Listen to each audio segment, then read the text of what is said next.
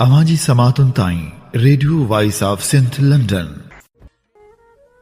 असल आशिक पंहिंजी सिसीअ नसां ढिन, लाहियो सिर लतीफ़ चए साह सलाड़ियो ॾियनि, कुलूं काटिन पुछनि पोइ प्रीतणो।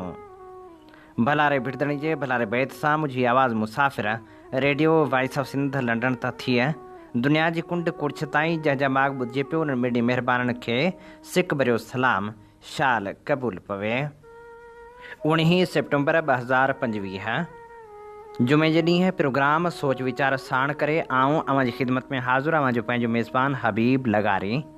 प्रोग्राम जी शुरूआत में अमल इहा ई दुआ त शाल जितो जो असुख सलामती सां हुजो, कॾहिं बि ॾुखियो ॾींहुं न ॾिसो ऐं कॾहिं बि अवां जूं मुर्कूं मेरियूं न थियनि। दुनिया जी कुंड कुर्छ में जिते बि रहो सिंध लाइ, सिंध वासियुनि लाइ ऐं दुनिया जे मज़लूम माण्हुनि लाइ जा खोड़ींदा रहो। शाल अवांजा ख़्वाब तहबीरनि सां लही सघनि। पाण ॼाणूं था त सिंधु दरिया त बादशाहनि वांगुरु हुक्मरानी कंदो रहियो आहे, पर जॾहिं खां हू बंधन में क़ैद थियो आहे ॼण त क़ैद कंदड़नि हुनखे अहिड़ो सोघो करे छॾियो आहे जो हुनखे हाणे समुंड सां मिलण ई नथा ॾियनि। न सिर्फ़ु ॿाहिरियां बंदि पर अंदरि बि ज़िमेदारी बंदि ॾिना विया आहिनि ऐं सिंधु दरिया चाहे थो त उहे बि बंदि न हुजणु खपनि, हू बि न हुजणु खपनि, इहा बि हक़ीक़त आहे। पर छा कजे, बासर ज़मीनदारनि जॾहिं ज़मीन खे कब्ज़े जो कोडर हेठि आंदो आहे तॾहिं हूअ सिंधु जे पेट ते बि कब्ज़ा करे विया आहिनि। सिंधु बादशाह जंहिंजी ज़मीन हाणे फुरिजे पई, होॾांहुं रावी ते बि इहो ई साॻियो हशर कयो वियो ऐं पोइ जॾहिं रावी वरी ॿीहर मोट खाधी त केतिरा ई घर मसमार थी विया। बिल्कुलु ईअं ई साॻी तरह कचे खे त सिंधु दरिया सदा इन करे ॿोड़ींदो आहे जो कचो बि सिंधु दरिया जो पेट ई आहे। सिंध जो दरियाई निज़ाम सदियूं पुराणो आहे, जंहिंसां ई ज़राइत, रहणी कहणी, मईशत, माहौलियात सभु हिक ॿिए सां ॻंढियल रहिया आहिनि।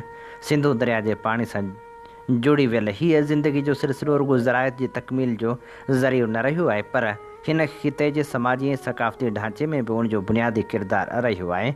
जॾहिं खां सिंधु नदी जा वहिकिरा मुनज़म निज़ाम ज़रिए माण्हुनि ताईं पहुचाया विया, तॾहिं खां पाणी खे इज्तमाही वसीलो ऐं अवामी हक़ सम्झो वेंदो रहियो आहे।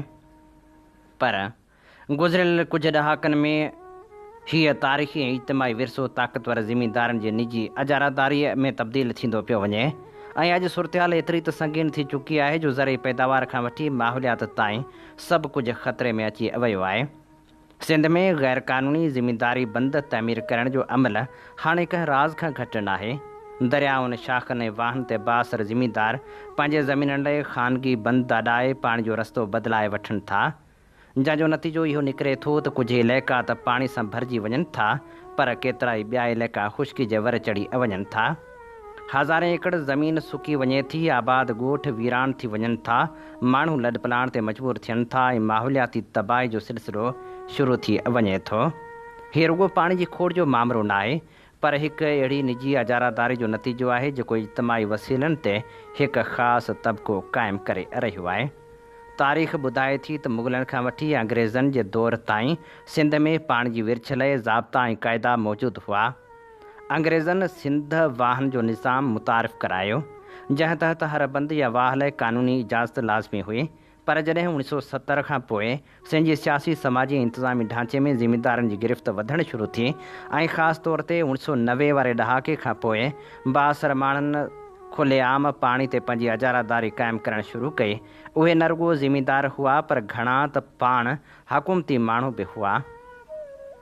ताक़त ऐं असर रसूख़ जे नशे में हुननि इज्तमाही वसीलनि खे ज़ाती मिल्कियत बणाइणु शुरू कयो, जंहिंजो नतीजो अॼु असांजे अॻियां आहे। ज़मीनदारी बंधन जो सभ खां वॾो ज़िम्मेवार आपाशी खातो आहे, जेको पंहिंजो किरदारु अदा करण में मुकमिल तौरु नाकाम थी चुको आहे। हीउ खातो जेको वाहन, शाखनि ऐं बंधनि ते क़ानूनी ऐं ग़ैर क़ानूनी तइमीरनि जे रोकथाम लाइ क़ाइमु थियो हो, अॼु करप्शन, सियासी मुदाख़लत ऐं दबाव जे करे बेअसर थी वियो आहे। आफ़ीसरनि लाइ बासर ज़मीनदारनि जे बंधनि ख़िलाफ़ु कार्रवाई करणु नामुमकिन बणिजी वियो आहे। बजाए अवामी हक़नि जे तहफ़ुज़ करण जे खातो अक्सर ज़मीनदारनि जी विगार वहे थो। ज़िले इंतिज़ामिया बि बेअमली जो शिकार आहे, छो त कंहिं बि DC या असिस्टेंट कमिश्नर लाइ बासर शख़्सियतनि ख़िलाफ़ु क़दम खणणु सियासी ख़ुदकशी खां घटि न आहे। क़ानूनी निज़ाम जी सुस्ती बि हिन अमल खे वधीक हथीअ ॾेई रही आहे। अदालतुनि में केस हलनि था पर नतीजा न निकिरंदा आहिनि।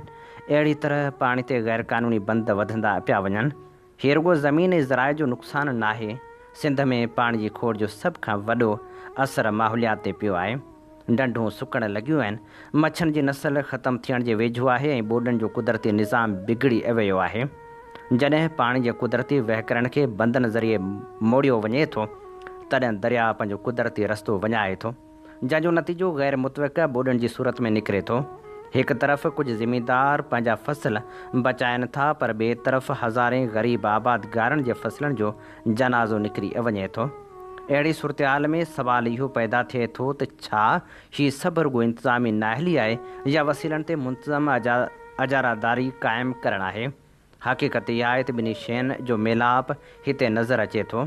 जेकॾहिं इंतिज़ामी इदारा पंहिंजो कमु ईमानदारी सां कनि हा त को बि ज़िमेदार एतिरी जुरत न करे हा जो दरिया ते कब्ज़ो करे सघे।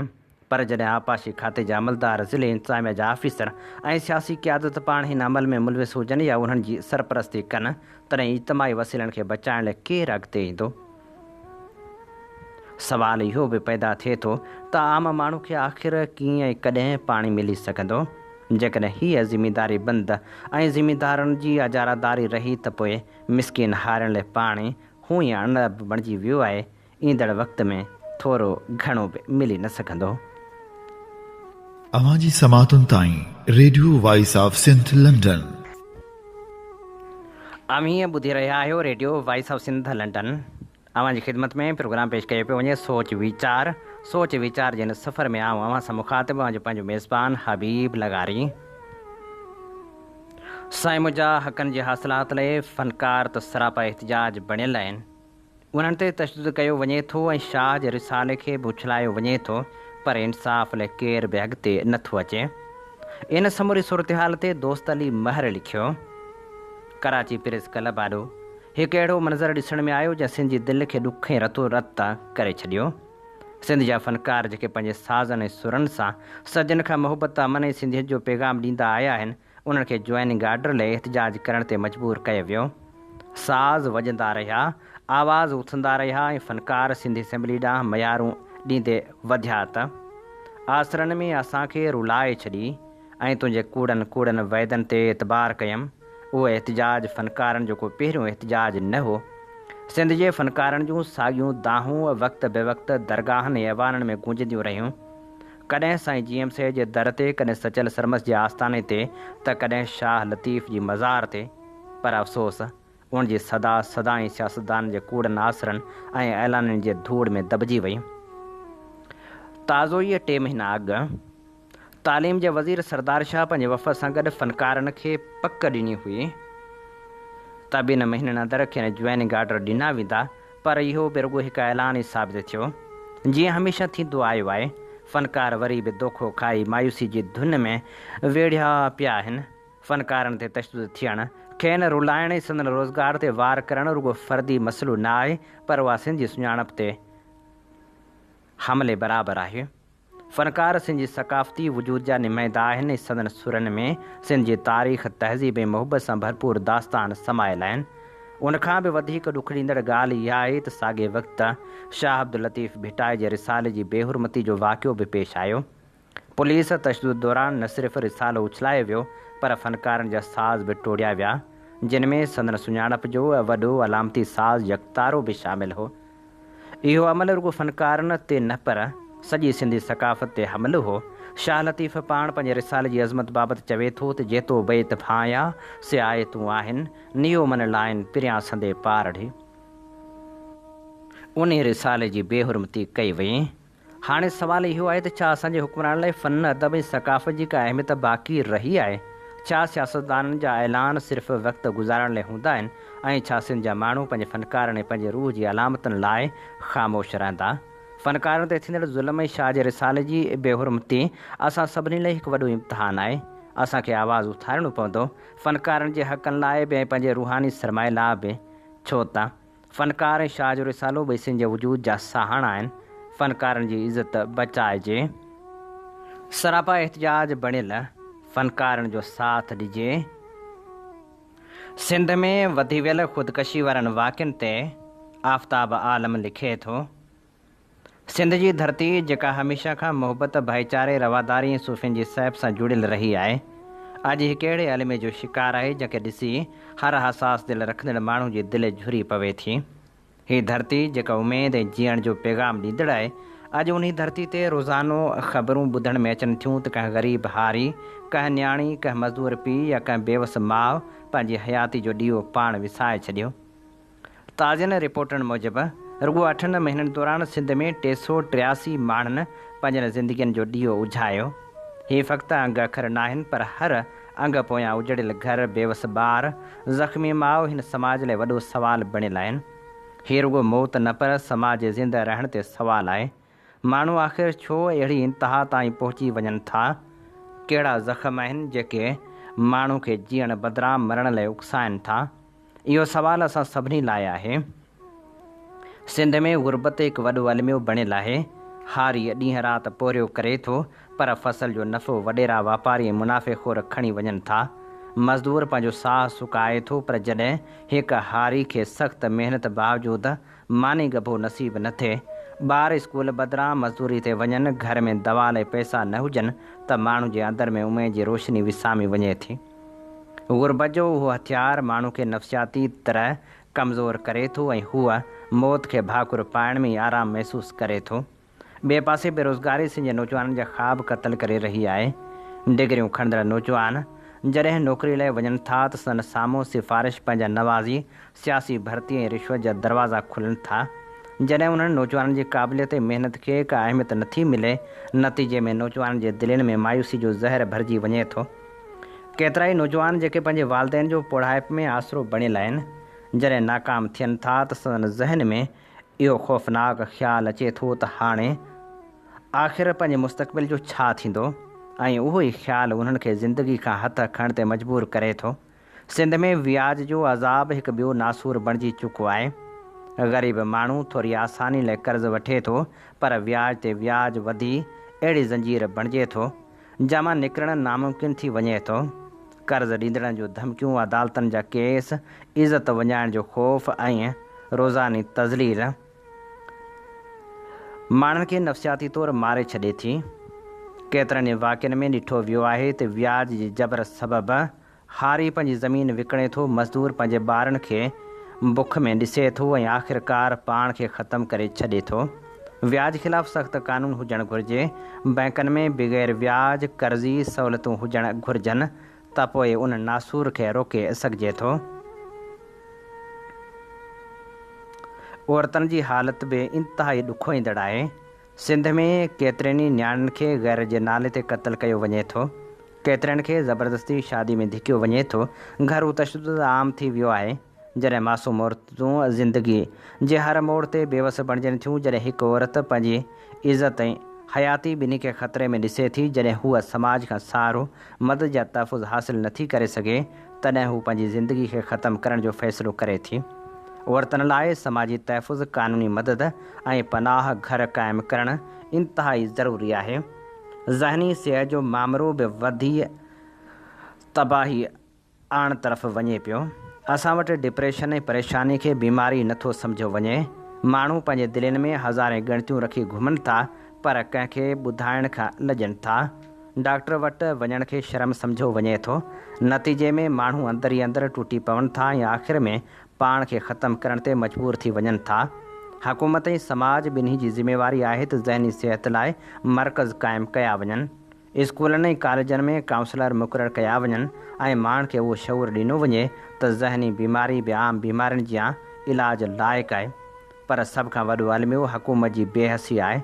हर साल हुकूमत वॾा वाइदा करे थी त ज़हनी सिहत जा इदारा ठहंदा, रोज़गार पैदा थींदो, ग़ुर्बत घटि थींदी, पर अमली तौरु कुझु बि नथो थिए। नतीजे में रोज़ कंहिं न कंहिं ॻोठ में नओं जनाज़ो खॼे थो। हुकूमत जो कमु रुॻो अंग ॻणणु न आहे, पर माण्हुनि जूं ज़िंदगियूं बचाइण बि आहे। मीडिया जी ज़िमेवारी बि घटि न आहे। जॾहिं मीडिया ख़ुदकशी जी ख़बर खे सनसनीखेज़ अंदाज़ में पेश करे थी त ख़तरे में वेठल माण्हू मुतासिर थियनि था।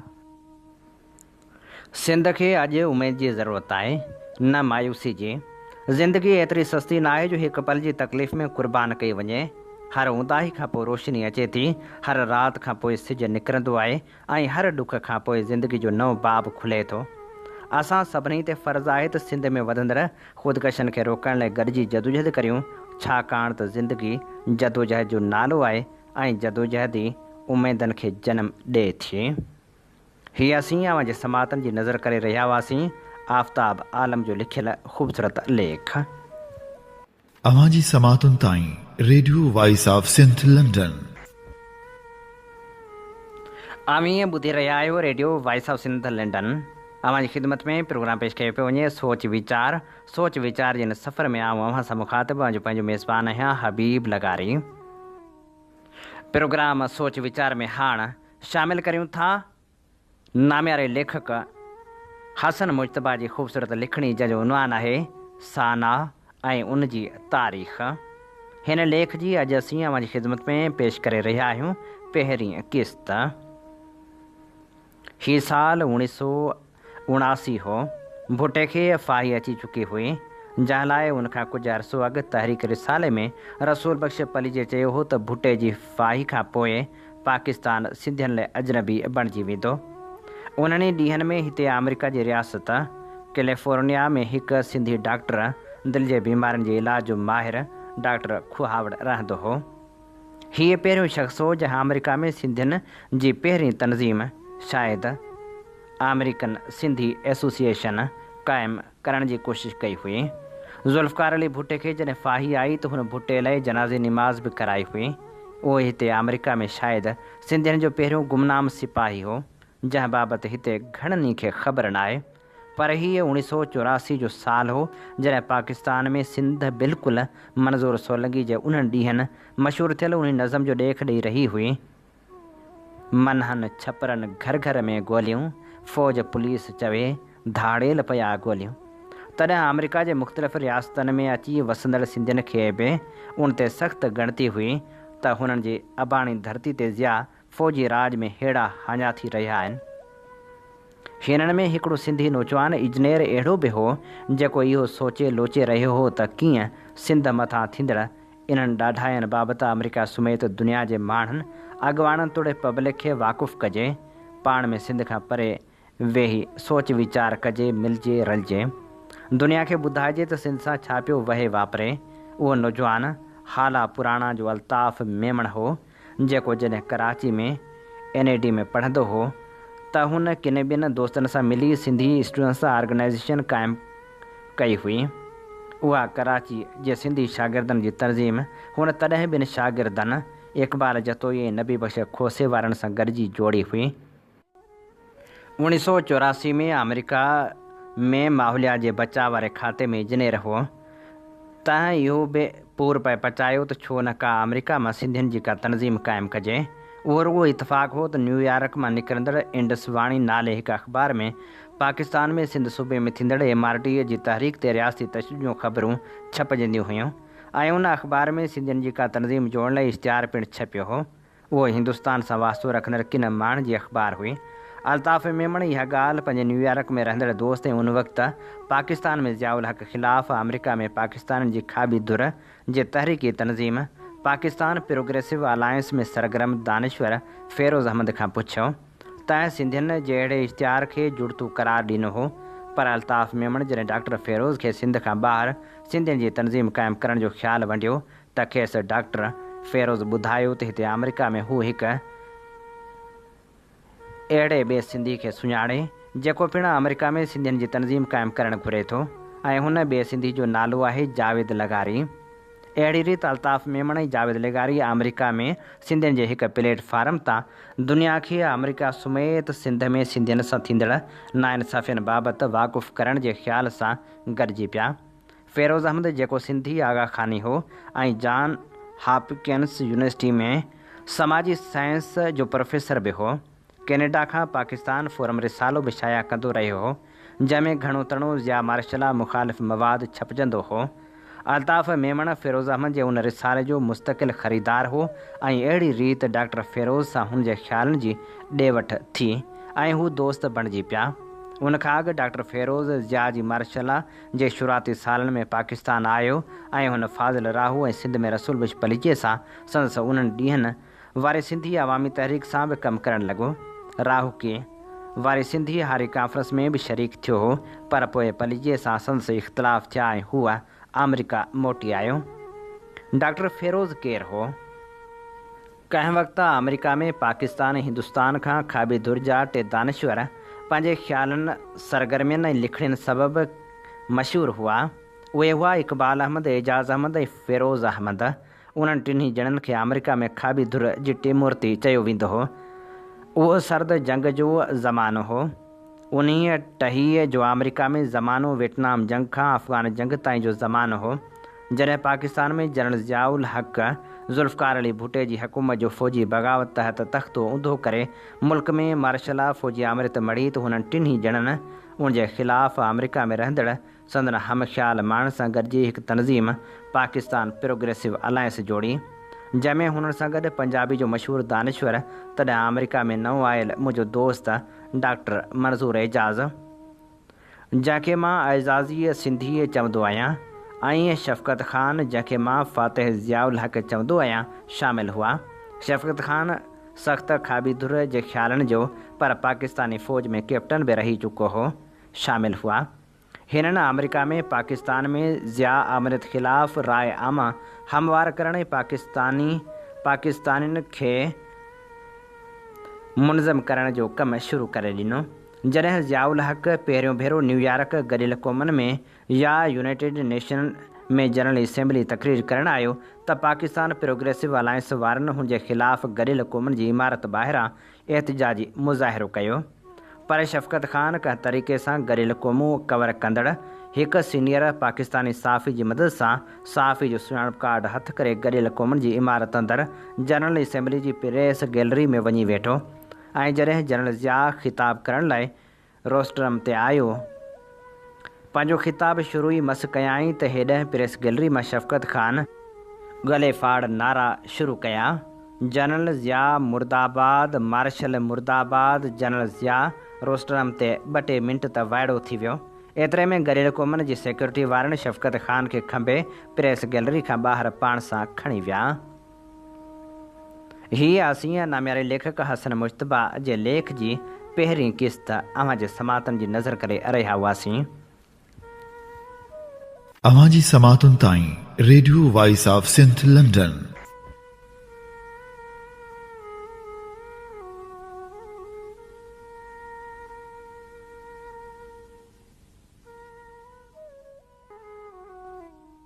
सिंध धरती तां जलावतन थी वियल शख़्सियतनि जो ज़िक्र जॾहिं बि ईंदो आहे तॾहिं हिंद में आबाद उहे लेखक ऐं शाइर यादि ज़रूरु पवंदा आहिनि जिन पंहिंजे आख़िरी घड़ियुनि ताईं सिंधी ॿोली जी ख़िदमत पए कई। अहिड़नि ई शाइरनि में पिरभू वफ़ा जो शुमार पिणु थिए थो। पिरभू वफ़ा जो अॼु जनमु ॾींहुं आहे। संदसि पूरो नालो पिरभूअ जोतोमल छिगाणी आहे। हुन 19 सेप्टेम्बर 1915 में लाड़काणे में जनमु वरितो। BA बम्बई यूनिवर्सिटी मां कयाईं। विरहाङे खां पोइ हूअ भारत हलियो वियो। हिंद में ऑल इंडिया रेडियो ते मुलाज़मत कयाईं, जितां अहम उहिदे तां 1973 में रिटायर थियो। पिरभू वफ़ा 1930 में लाड़काणे में मुशाइरनि में शिरकत सां शाइरी शुरू कई। शाइरी जे हवाले सां मथस किशनचंद बेवस जो रंग ग़ालिब रहियो। शाइरी जे फ़न इल्म उरूज़ सिखण में संदसि रहनुमाई नवाज़ अली नियाज़ जाफ़री लाड़काणे वारे कई। सिंधी ग़ज़ल खे आसान सरल करण ऐं उन जे कैनवास खे कुशादे बणाइण में पिरभू वफ़ा, हरी दलगीर, नारायण श्याम ऐं शेख याज़ जो वॾो हथु आहे। पिरभू वफ़ा ग़ज़ल त लिखिया आहिनि पर बुनियादी तरह हू गीत जो शाइर आहे। हुन जिते नज़म बि लिखिया आहिनि उते रुबायूं बि लिखियूं आहिनि। 63 गीत 64 बि कलमबंद कया आहिनि। मतिलबु त शाइरी जी हर सनफ़ ते लिखियो आहे। संदसि शाइरी पाबोह भरी आहे, जंहिंमें मिठास, नरमी ऐं सदाकत सां गॾु जज़्बात जी गहराई, अहसासनि जी ताज़गी, ख़्यालनि जी शगुफ़्तगी ऐं मानियत जो दिलकश मिलाप आहे। वफ़ा हिकु पुख़्तो, बरख ऐं बुलंद परवाज़ शाइर आहे। 5 कड़नि जो मुजिद आहे। 2 सिटनि ते बि दस्तरस रखे थो। 2 सिटनि ते मुश्तमिल किताब आईना ऐं अक्स छपियल अथसि। हुन जे ख़्यालनि जी बंदिश असर अंगेज़ ऐं संस नाज़ुक ख़्याली क़ाबिल दाद आहे। वफ़ा जी शाइरी जा किताब जेके छपिजी मंज़र आम ते आया उन्हनि में झनकार, परवाज़, सुर्ख गुलाब, सुराख ख़्वाब, मां अज़ल जी उञ आहियां, तूं सागर मां लहर ऐं ॿिया शामिल आहिनि, जॾहिं त हुनखे केतिरा ई एवार्ड पिणु मिलिया। शाइरी में नामियारियूं शाइराऊं सुंदरी उतमचंदाणी, पारू चावला, रीटा शाहणी ऐं इंदिरा शबनम संदसि शागिर्दियाणियूं आहिनि। प्रभु वफ़ा 17 डिसंबर 2017 ते वफ़ात करे वियो। सिंध जो केस ऐं परॾेह में मुक़ीम सिंधी जोधा जे उनवान हेठि नामियारो लेखक ग़ुलाम हुसैन लगारी लिखे थो, सिंध जो माण्हू परॾेह हुजे ॾेह हुजे, खेसि पंहिंजे वतन ऐं उनजी मिटी लाइ सदाईं उन ऐं छिक ज़रूरु रहंदी आहे। सिंध जो माण्हू कॾहिं बि फ़रामोश रही नथो सघे जो उनजे अंदर में सिंधू जी सुती पियल आहे ऐं सिंध जी मिटी मां जनम वरितल आहे। संदसि नज़रूं ऐं उमेदूं सिंध ॾांहुं रहनि थियूं। अहिड़े तरह सिंध में रहंदड़ बि संदन सलामती लाइ दुआगो रहंदा आहिनि। हिन वक़्तु हिकु ॿ न पर हज़ारे सिंधी ॻाल्हाईंदड़ ऐं संदन ख़ानदान दुनिया जे मुख़्तलिफ़ हिसनि में रहनि था, जेके उते पंहिंजो कारोबार, नौकरियूं ऐं पढ़ाई कनि था। हुननि जो वॾो अंग बर्तानिया, अमेरिका, कैनेडा, सिंगापुर, सऊदी अरब, दुबई ऐं ॿियनि मुल्कनि में आहे। अमेरिका में साना नाले सिंधियुनि जी तनज़ीम ऐं उनजा अॻुवान बि परॾेह में रही करे सिंध, सिंधी ॿोली ऐं दरिया सिंध जे उरूज जी बहाली लाइ सरगर्म आहिनि, जंहिंजा साल ॿे साल उते कन्वेंशन थियनि था। अजरक टोपी सां गॾु सिंधी लिबास ऐं सिंधी खाधनि जे फ़िरोग लाइ स्टाल बि लॻनि था त सूफ़ियाणियूं महफ़िलूं बि मुनक़िद थियनि थियूं, पर साना अॻुवान ते सख़्तु तनक़ीद बि थिए थी। उहा सरहंदी वारनि जी तनज़ीम ऐं निमाइश लाइ महदूद आहे, पर ईअं बि न आहे। हिन तनज़ीम खे सिंध जे माण्हुनि में शऊर पैदा करणु ऐं सियासी समाजी हौसलो बि ॾियणु घुरिजे, जंहिं लाइ अवामी ख़िदमत कंदड़ सिंधी नौजवाननि खे बि मदऊ करणु ऐं घुराइणु घुरिजे, जेके समाजी कमनि में अॻियां आहिनि पर माली हालति कमज़ोर हुजण करे कॉन्फ्रेंसनि में संदन पहुचणु नामुमकिन रहे थो। परॾेह रहंदड़ सिंधी जोधा सिंध लाइ काफ़ी कुझु करे रहिया आहिनि, पर खेनि सिंध जो केस भरपूर नमूने ऐं मुकमिल तौरु पेश करणु घुरिजे। असांजो हिकु सिंधी क़ौमप्रस्त अॻुवान मुनवर लगारी बि वाशिंगटन में रहे थो, जेको सिंध जे गंभीर मसइलनि जी ॿाहिरें दुनिया में निशानदही ऐं हल लाइ मुतालबा ऐं एहतजाज रिकॉर्ड कराईंदो रहे थो, जंहिं करे संदसि रवैया कुझु ग़ैर जमहूरी धुरियुनि खे पसंदि न आहिनि ऐं धुरियुनि आॾो मुतनाज़ बणियल आहे। हिन अॻुवान जे रवैयनि खे न पर मुतालबनि ते ग़ौर करण ऐं अमल करण जी ज़रूरत आहे। हिन खां अॻु मुनवर लगारी जॾहिं सिंध में हो त खेसि सख़्तु मज़ाहिमत ऐं मुसीबतनि सां मुंहुं ॾियणो पवंदो हो, जंहिं करे मजबूरी वटां हुन पंहिंजा आबाई वथाण छॾे वञी परदेस खे पंहिंजो अझो बणायो आहे। तंहिं हूंदे बि सिंध लाइ संदसि जज़्बात, अहसास साॻिया ऐं बरक़रार रखियो पियो अचे। असांजा कुझु सहाफ़ी दोस्त, जिन में मोहतरम इमदाद ओढो साहिब, इम्तियाज़ चांडियो, शौकत ज़रदारी ऐं ज़िया कुरैशी बि अमेरिका ऐं बर्तानिया में रिहाइश पज़ीर आहिनि। ज़िया कुरैशी दादूवासी ग़रीब घराणे सां लाॻापो रखंदड़ रोज़ानी इबरत जो नौजवान रिपोर्टर रहियो आहे, जंहिं सिंध में तोड़े अमेरिका में रहंदे तइमीरी सहाफ़त ऐं रवैयनि जो मालिक आहे, जेको कॾहिं बि तकरारी नाहे रहियो, पंहिंजे मक़सद ऐं मंशूर तहत सहाफ़त पियो करे। इहो ई सबबु आहे जो संदसि अमेरिका में रहंदड़ दोस्तनि जनम ॾिणु मल्हाए साणसि मुहबत जो इज़हार कयो आहे। इम्तियाज़ चांडियो ऐं शौकत ज़रदारी कुझु जज़्बाती ज़रूरु आहिनि, हिन वक़्तु अमेरिका में रिहाइश पज़ीर आहिनि, जितां वेही सिंध जे बदउनवान ज़ालिम सरदारनि, वॾेरनि ऐं सरकारी कामरनि खे पंहिंजी छिती तनक़ीद जो निशानो बणायो वेठा आहिनि ऐं खेनि वाइखो बि कनि पिया, जेको संदन जमहूरी ऐं आइनी हक़ बि आहे, जंहिंसां सिंध जा वॾेरा सरदार ऐं बदउनवान कामोरा काफ़ी वाइखा ऐं सोढ़ा थी रहिया आहिनि, जेका भली ॻाल्हि आहे। उन ते कंहिंखे बि एतिराज़ु न हुजणु घुरिजे। परॾेह वेठल सहाफ़ी सिंध जे मसइलनि ऐं हालतुनि ते पंहिंजे अंदर जो जेको बि इज़हार कनि था, लाज़मी न आहे त 100% सच बि हुजे, पर हुकूमत खे उनजो नोटिस वठणु ऐं नेब हथां जांच कराइणु घुरिजे, जेको क़दम मुल्क सिंध जे क़ौमी मुफ़ादनि वटां थींदो। हूं बि उनमें कंहिं बि शक शुबे वारी ॻाल्हि न आहे। सिंध जो आम बेवस माण्हू बदउनवान ज़ालिम सियासी सरदारनि, वॾेरनि ऐं सरकारी कामरनि जे अताब हेठि आहे, जंहिंजी ज़ाती ऐं मोरूसी मिल्कियतुनि ते कब्ज़ा कया या कराया वञनि था ऐं सरदारनि खे वाइखो कंदड़ कूंदर कुठा वञनि था। जेकॾहिं को बि सहाफ़ी मज़ाहिमती किरदारु अदा करे थो, हक़ ऐं सच जो इज़हार करे थो, त उहो बि मारियो वञे थो। हिन वक़्त ताईं सिंध जा सिंधी ॻाल्हाईंदड़ सहाफ़ी मुख़्तलिफ़ ज़िलनि में वॾे अंग में शहीद थी चुका आहिनि, जंहिंजे वारसनि खे को बि इंसाफ़ मिली नाहे सघियो।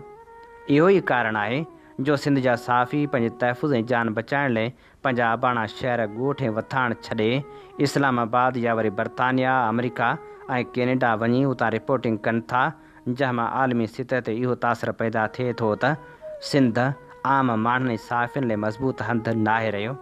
ज़रूरत इन ॻाल्हि जी बि आहे त सिंध में हिन वक़्त ताईं जेके बि बेगुनाह माण्हू ऐं सहाफ़ी ताक़तवर सरदारनि ऐं वॾेरनि जे मुनज़िम साज़िश तहत मारिया विया आहिनि, तिन खे पकड़ में आंदो वञे ऐं शहीदनि जे वारसनि खे तकिड़ो इंसाफ़ फ़राहम कयो वञे।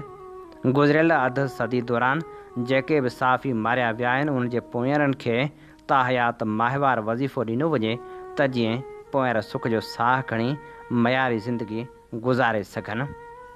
बर्तानिया में रहंदड़ सिंध सहाफ़ी दोस्त मोहतरम इमदाद ओढो जे काविशनि ऐं क़ौमी किरदार खे बि नज़रअंदाज़ करे नथो सघिजे, जेको हिन वक़्तु सिंध ऐं सिंधी माण्हुनि लाइ छपर छांव बणियलु आहे। जमहूरी ऐं सहाफ़त जी आज़ादी वारनि उसूलनि तहत बावकार ऐं ध्यान ते ॿधल सहाफ़त करे रहियो आहे। पाण मुहाॻेतरीन मुल्क ऐं सिंध खां हज़ारे मैल परे वेही बि पंहिंजा अलॻि अलॻि ऑडियो वीडियो चैनल क़ाइमु कया अथसि, जिन में voice of Sindh radio London वॾे अरसे खां मोतबर ऐं एतबार जोॻे नमूने कमु करे रहियो आहे, जेको रोज़ाना 3-4 भेरा सिंधी ऐं उर्दू ज़ुबाननि में सियासी, समाजी, इल्मी, अदबी ऐं सक़ाफ़ती प्रोग्राम नशर ऐं टेलीकास्ट कंदो रहे थो। हिननि प्रोग्रामनि में सिंध जे मसइलनि ते वॾी ऐं गहराई वारी नज़र हूंदी अथसि, जंहिंजा दुनिया जे मुख़्तलिफ़ हिसनि में जिते बि सिंधी रहनि था उते उते संस रेडियो जा नुमाइंदा मुक़ररु थियल आहिनि, जेके तफ़सीली ऐं तहक़ीक़ाती रिपोर्टूं ऐं ख़बरूं मोकिलींदा आहिनि। मोहतरम इमदाद ओढो सिंध में क़ौमपरस्त ऐं शागिर्द तहरीकनि जो हिसो बि रहियो त अवामी आवाज़ समेत मुख़्तलिफ़ अख़बारनि जो बानी एडिटर बि रही चुको आहे ऐं पहिरियों सिंध सहाफ़ी दोस्त आहे, जंहिं सिंध ऐं सिंधी ॿोली जी बका लाइ बर्तानिया जे गादी वारे शहर लंडन खे मुंतख़िब कयो। उमेद त संस मुस्बत किरदार ऐं क़ुर्बानियूं रायगाह न वेंदियूं, ज़रूरु कामयाबु थींदियूं, जंहिं अंदाज़ में पाण निभाए रहियो आहे। आउं संदसि थोराइतो आहियां, जंहिं पंहिंजे radio voice of Sindh London वसीले लॻारी सरदारनि वॾेरनि संदन सहूलियतकार रेवेन्यू तोड़े पुलिस कामरनि ख़िलाफ़ दांह खे वरजायो ऐं नशर कयो। 1987 में जॾहिं आउं ज़रई इतलाह जी सिख्या लाइ 1 साल बर्तानिया मुक़ीम हुअसि, उते जाम सादक अली जलावतनी वारी ज़िंदगी गुज़ारे रहियो, जंहिंसां बि उते कुझु घड़ियूं मुलाक़ात थी हुई, जंहिंखे बि सिंध लाइ वॾी चाहत ॾिठमि। वटसि वॾे अंग में सिंधी नौजवान ईंदा वेंदा हुआ। जॾहिं वापसि वरियो हो त पाण मोहतरमा बेनज़ीर भुट्टो जी हुकूमत में वज़ीर थियो। अॻिते हली जॾहिं हुकूमत ख़तमु थी ऐं ग़ुलाम मुस्तफ़ा जतोई निगरान वज़ीर अज़म हो त खेसि सिंध जो वॾो वज़ीर बणायो वियो हो। परॾेह रहंदड़ सिंध ऐं सिंधी ॿोली जी बका लाइ जाखोड़ कंदड़ ख़वातीन जो ज़िक्र कबो त बर्तानिया जे मांचेस्टर जे बोल्टन में रिहाइश पज़ीर सिंधी न्याणी रज़िया सुल्ताना जूणेजो बि पोइते न आहे, जेका पिणु परॾेह में रहंदे बि सिंध ऐं सिंधी ॿोली जी बका लाइ तड़पंदे नज़र अचे थी। हूं बि जूणेजा बदीन जा हुजनि या टंडे आदम ऐं लाड़काणे जा अवामी सिंध दोस्त रहिया आहिनि। संदन सिंध जी सियासत ऐं समाजी अॻुवाणनि में नालो रहियो आहे। मोहतरमा रज़िया सुल्ताना जूणेजो जो बि पंहिंजो मक़ाम ऐं अलॻि हैसियत आहे, जंहिंजूं पोस्टूं गौर सां पढ़ंदो आहियां, जेका सिंध जे गंभीर मसइलनि ख़ासि करे पाणी वारे मसइले ते घणो कुझु ॻणती जो इज़हार करे चुकी आहे। सिंध जी ही मोहतरमा दुनिया जे मुख़्तलिफ़ मुल्कनि में वेंदी आहे, उतां जे रीतनि रस्मनि सक़ाफ़त तहज़ीब खे निमाया तौरु साम्हूं आणींदी रहंदी आहे। ख़ासि करे पंहिंजे वतन अज़ीज़ पाकिस्तान ऐं सिंध सां भेंट कंदी आहे, जंहिंमां आउं घणो मुतासिर थींदो आहियां। जेकॾहिं पाण सियासत ऐं सियाहत वारनि अहिड़नि जज़्बनि खे किताबी सूरत ॾिए त भलो थींदो। सिंध जो नओं नसल फैज़याब थी सघे थो। इहे बि ख़बरूं आहिनि त सिंध जी ही न्याणी माण्हुनि जी नफ़सियात ऐं सोचनि ते बि कमु करे रही आहे ऐं उनजो घर वेठे ज़हनी इलाज बि कंदी आहे। ख़ाइसि पुछंदड़ सवालनि ऐं मशवरनि जो मौसर नमूने जवाब ॾिए थी। जंहिंसां माण्हू ज़हनी तौरु मज़बूत रहे थो ऐं पुरसकून ज़िंदगी गुज़ारण जे क़ाबिल थियो वञे, पर उन लाइ हूअ पंहिंजी फ़ी वसूल कंदी आहे जेका घणी बि नाहे हूंदी। पोइ उहा ॻाल्हि सही आहे या ग़लति खेसि ई ॼाण हूंदी। आउं त ॿुधल ॻाल्हि पियो करियां। बदीन वासण हिन नियाणी जो कंहिं बि सियासी जमायत माण्हू सां को बि वास्तो न आहे। अलबत्ता मंझसि समाजी साफ़ती बहितरी जा रवैया मौजूदु आहिनि जेका बर्तानिया में वेही बि ख़ुशि असलूबी ऐं मुहज़ब नमूने सां सरंजाम ॾेई रही आहे। सिंध जी हिन नियाणी सिंधी माण्हू इज़त एतिराम वारो जज़्बो रखे थी। खेसि सिंध ऐं सिंधी ॿोली जी बका ऐं फैलाव लाइ वॾो जुनून आहे। पोइ बि खेसि सिंध जो केसु उतां जे सिंधी जोधनि ऐं सिंधी साफ़ सां गॾिजी मुहज़ब ऐं अज़म सां वेहणु घुरिजे। सिंध जा सरहदी वारा जेके परॾेह खे पंहिंजो मुस्तक़िल वतन बणायो वेठा आहिनि, से पाण में गॾिजी करे अमेरिका, कैनेडा ऐं बर्तानिया में मोहतरम इमदाद ओढे जे तर्ज़ ते साणस मशवरा करे सिंधी, उर्दू, अंग्रेज़ी ज़ुबाननि में अलॻि चैनल ऐं रेडियो स्टेशनूं क़ाइमु कनि, जंहिंसां आलमी सतह ते सिंध ऐं सिंधी ॿोली खे दुनिया अंदरि न सिर्फ़ु फ़रोग़ मिली सघंदो, पर सिंध ऐं सिंधी माण्हुनि खे दरपेश गंभीर मसइलनि जी निशानदेही बि थींदी रहंदी ऐं वक़्त जे हुकूमतनि ते दबाव बि पवंदो, जंहिंसां मुल्क अंदरि गैर जमहूरी रवैयनि जो ख़ात्मो मुमकिन थी सघंदो। संदन सिंध केस पूरी रीति आलमी सतह ते उजागर थींदो। हक़ीक़त में सिंध जा सरदार ऐं वॾेरा सिंध जो केस न आहिनि। उन्हनि सां बि आइनी दाइरनि में रहंदे विढ़ांद जारी रखणु घुरिजे, पर सिंध जो असल केस सिंध ऐं सिंधी ॿोली सां थींदड़ नाइंसाफ़ियूं आहे। दरिया सिंध ऐं उन जी डेल्टा खे सुकाइण ऐं ॿियूं कई साज़िशूं नाइंसाफ़ियूं आहिनि। मक़ामी काउंसिलनि में अणपढ़ियल जाहिलनि ऐं वॾेरनि जो मुंतख़िब थी अचणु, चूंडनि में सरकारी तौरु दांधलियूं कराइणु, सरकारी तौरु निजी ज़मीननि ते वालार करे मक़ामी माण्हुनि खे अजनि खां परे रखणु ऐं बेरोज़गार करणु, सरकारी इदारनि में मेरिट बिना नौकरियूं ॾियणु, सिंध पब्लिक सर्विस कमीशन खे गैर फ़ाल करणु, सिंध जूं मैदनियात ऐं ॿिया क़ौमी वसीला वफ़ाक़ जे हवाले करे सिंध खे अपाहज करणु, ॼाणी वाणी सिंध जो अमन तबाह करण लाइ चोरनि, बदमाशनि ऐं धाड़ियुनि जो हौसलो वधाइणु, सिंध अंदरि ॿेलनि जी वाढी करे अहिड़ियुनि ज़मीननि ते सरदारनि, वज़ीरनि ऐं हुकूमती माण्हुनि खे आबाद करणु ऐं ॿिया काफ़ी उलझियल मसइला आहिनि जेके सिंध जो केस आहे, जंहिंखे मुल्क अंदरि तोड़े परॾेह में वाइखो करण ऐं हक़ वापसि वठण सां लाॻापियल आहे, जिन खे मुल्की ऐं आलमी अदालतनि आॾो पेश करण जी सख़्तु ज़रूरत आहे। हीअ असीं अव्हां जी ख़िदमत में पेश करे रहिया हुआसीं नामियारे लेखक ग़ुलाम हुसैन लगारी जो लिखियल ख़ूबसूरत लेख। इन ते ई प्रोग्राम सोच वीचार जो वक़्तु पुॼाणी ते पहुचे थो। पंहिंजे मेज़बान हबीब लगारी खे इन साॻी दुआ सां ॾींदा इजाज़त। वसे अवां जी समातुनि ताईं radio voice of Sindh London.